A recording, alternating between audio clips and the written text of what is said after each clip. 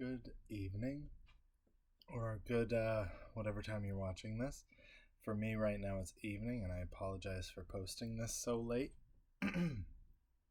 However, I still try to update our class on Thursdays and Fridays, so I'm hoping to have this posted tonight, or tonight being Friday evening, with two assignments rather than an assignment and a discussion. So let's crack into the reading, or readings, excuse me. So my hope is that you will have read the George Orwell essay, Lion and the Unicorn, and the Emma Goldman essay, Patriotism, a Menace to Liberty. Now, the reason why I have both of these essays in conversation with each other is that they are both in some form a definition essay. And as many of you are probably getting ahead of me, our first essay is a definition essay. So to some degree, both of these essays are something that you can emulate, right? And I will make a separate post talking about what a definition essay is. I will also post the definition essay assignment to our classes as well. But before we get there, let's just dive into the essays. So both the Orwell and Goldman essays are working to define the term patriotism or patriot. And I find both very interesting because even though they're defining it similarly, there are differences within the essays. There are differences on how each of them view patriotism. By and large, the way that Orwell talks about it is that patriotism, he refers to it as being more powerful than Catholicism, more powerful than socialism, more powerful than these driving forces that are known for their sort of zealotry. And yet patriotism is far stronger than these things. And he talks about how, in knowing that Hitler and Mussolini were able to come to power. Now, some context. George Orwell was writing this essay during World War II. Hence the hook, the incredible hook that hopefully many of you were really quite intrigued by his hook about, I won't know it word for word, I don't have it in front of me, but just, as I am writing this, highly civilized men fly overhead trying to kill me, right? I'm interested.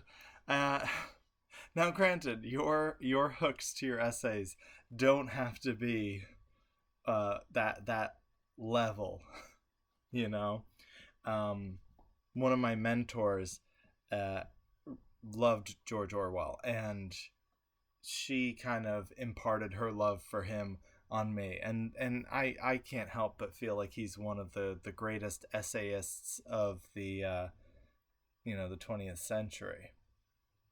So it is with that I have us read him, and hopefully you can kind of see it. He does have a very formal tone to his writing, but I find it still approachable. It's not like some of the academic papers that I've read where I'm struggling to stay awake through it. And if you were struggling to stay awake through this, I apologize. However, I do find that it's one of the more interesting essays, especially because even though it was written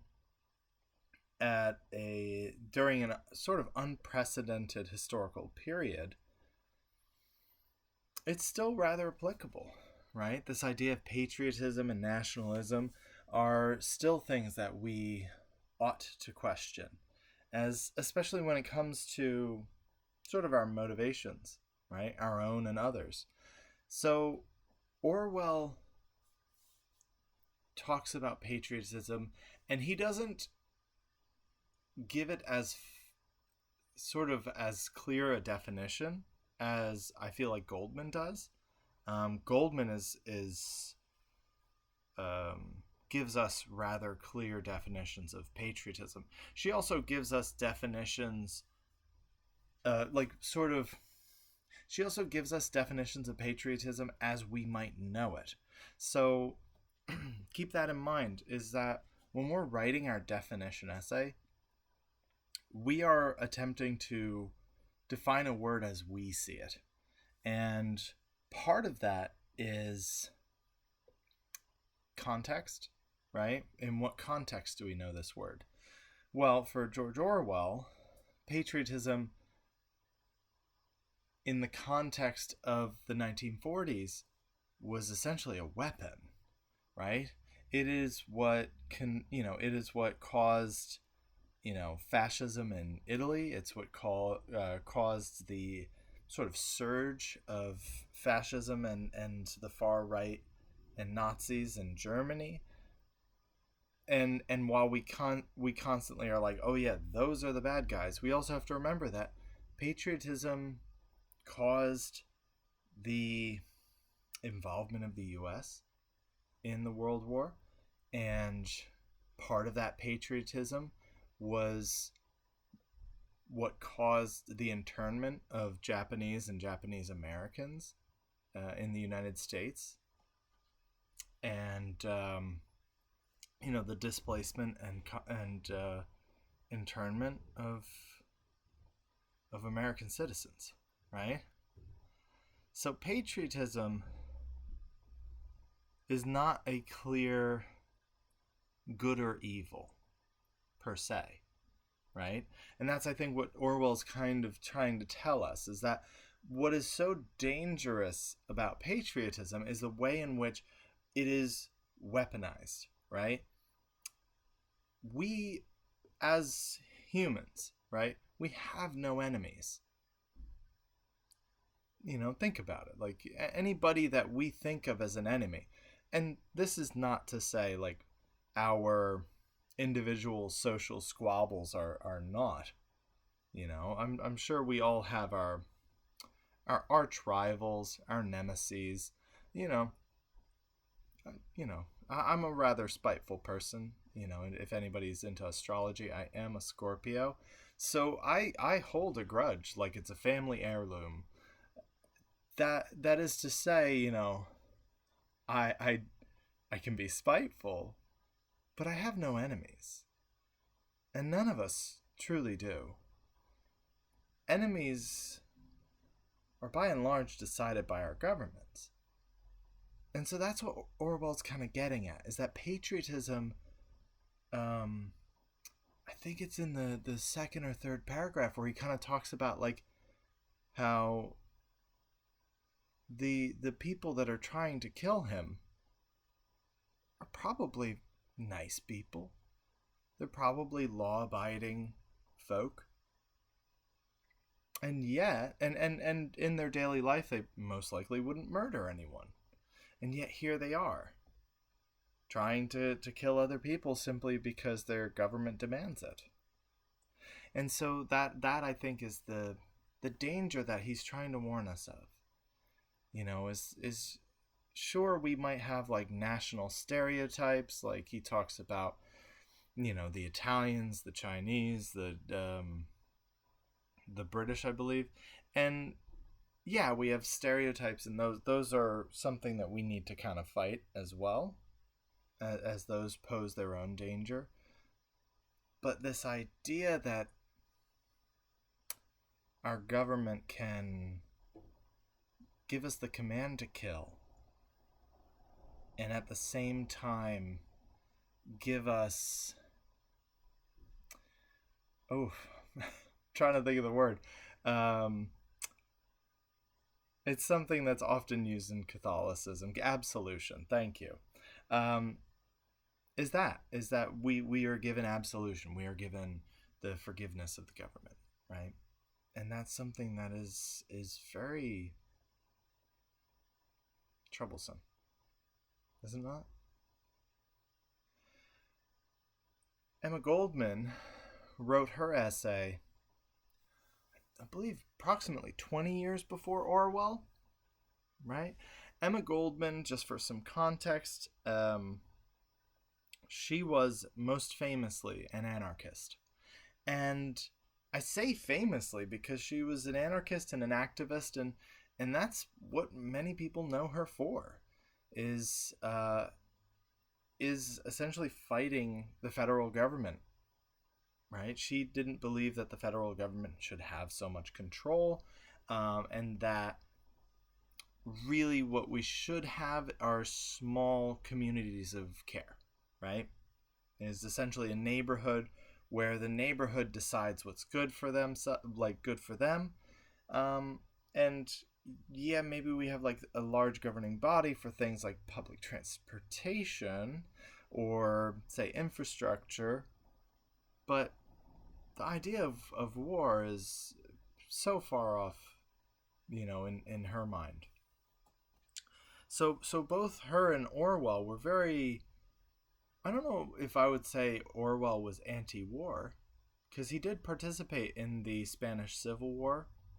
He was famously shot through the neck and almost died before his sort of book writing career even began. He had written only one or two books at the time. So while Orwell was bleeding out in the Spanish Civil War, Emma Goldman was writing this essay in the Americas, describing patriotism as a menace to liberty, right? Now, both of them see patriotism as something where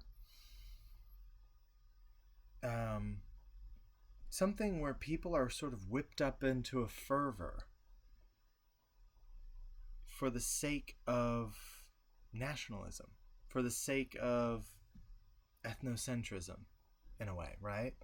That's the whole, like, we have that in the U.S. and for, I mean, many of you might not be old enough to remember, but after 9/11, right? So in 2001, that sort of early 2000s period was marked by extreme patriotism, right? To the point where, and this is just a fun detail for all of you, to the point where, France didn't want to help us invade Iraq or Afghanistan. I'm so sorry, I forget which. And we were so pissed off at them. We were so pissed off, and as a country, we were pissed off. So we didn't call it French toast or French fries anymore. We called them freedom fries. and I find that rather ridiculous, I'm down with the spite of it, but it's something that is quite curious, is it not? And Emma Goldman, writing this in the 19-teens or 1920s, right around another world war. So that's something I want you to think about, is the context of these essays are very much in mind with this idea of how destructive patriotism can be, because patriotism can largely be weaponized, right? Patriotism creates enemies where there are none. And that's something that I find incredibly interesting. I find rather alarming, even within our own times. I always, even before Orwell and Goldman, or not before them, but before I read them, I always find patriotism to be something I'm skeptical about. Whenever people say they're doing things and they're doing it because they're a patriot, what does that do? Because most times people don't say they're being a patriot because they're trying to give us, say, universal health care or something that provides care for society. People don't usually say they're a patriot when it comes to these kinds of things. And so whenever you have something where someone is saying that they're a patriot, a lot of times it's with regard to our country versus another country. And we've been seeing it a lot within the rhetoric. And when I say rhetoric, I mean sort of the usage of language. So we've been seeing it in how other people use their language to within sort of political debate, right? We're coming hot off a presidential election only a couple months ago, right? And many people argued that their candidate was the true patriot. Surely not everyone could be right. And it's also possible no one is right. But patriotism is this word that we've given incredible weight within our political rhetoric. And both Goldman and Orwell argue that that weight is rather dangerous, right? I mean, Emma Goldman splits no hairs in her title. She calls it a menace to liberty, right? And in liberty in that sense of freedom. Now, as I mentioned before, in the early 2000s, when we saw this rise of patriotism, a lot of that patriotism came at the expense of others' individual freedoms, right? We had things such as the Patriot Act, right? Funny name that, Patriot. And things like the Patriot Act took individual freedom away from folks. And so Emma Goldman's essay, written almost 100 years prior, seems to hold rather true.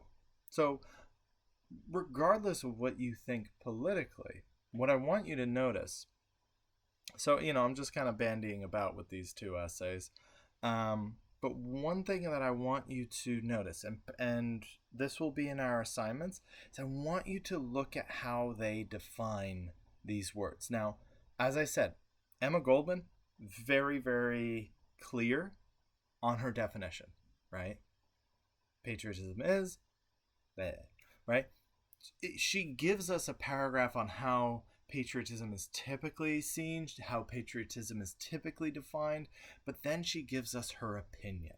And that is something I want us to all recognize and notice. Now, Orwell does define what patriotism is, but perhaps not in as clear of a way as Goldman, but it's still there. It's still a definition, and it is something that I want us to analyze. So regardless your politics, look at these essays and sort of analyze them as papers that are working to define a term, right? Because a definition essay is not just defining a term as it's already defined in the dictionary, is essentially what you are doing, and I'll go on more about this in our definition assignment, is essentially what you are doing is arguing for a definition, right? So patriotism is typically seen as this. I would argue, perhaps that is correct. Perhaps I agree with that definition, but I want to add to it, right? Either which way. These are things that I want you to be thinking about, and I want you to be referring to both Goldman and Orwell as they're both rather fine essay writers. I think they're both excellent. Emma Goldman was an activist, and through her writing alone, she was able to do a lot of great work.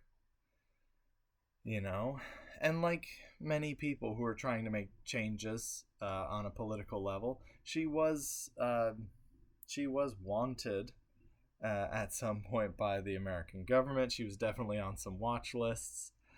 George Orwell, bless him, was an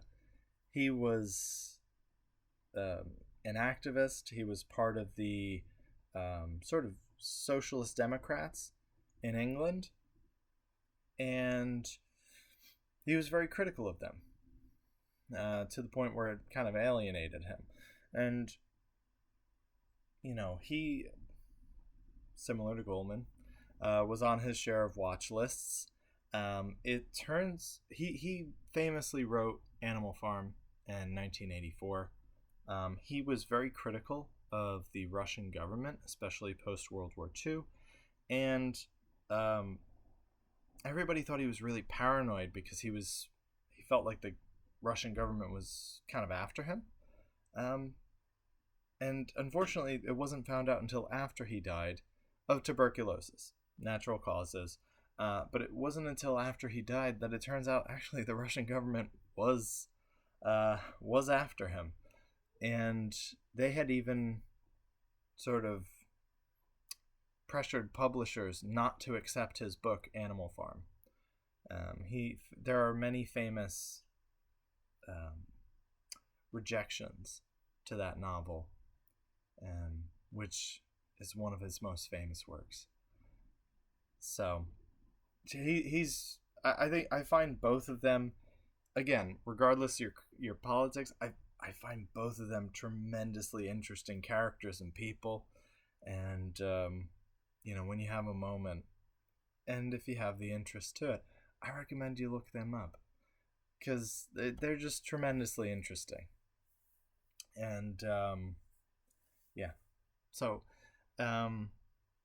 feel free to use these essays as you're looking at our definition essay assignment, okay? Because these are both great definition essays, and they're both talking about the word that we are working to define, patriotism. So keep these essays in mind, reference or refer to them even in your own texts, because you can argue against Orwell, you can argue against Goldman, you can actually use either of them to help prove your point. So feel free to quote these essays, okay? But obviously, don't copy them, right? They're amazing in their own way, and I want you to find the way in which you are amazing. That is very specific to you. All right? If you have any questions, I know I just kind of flew through 2 9-page essays in the course of 20 minutes and kind of barely talked about both. But if you have any questions, always feel free to email me. I am here to help. All right? And excellent. I hope you have a great week. I will see you all next week.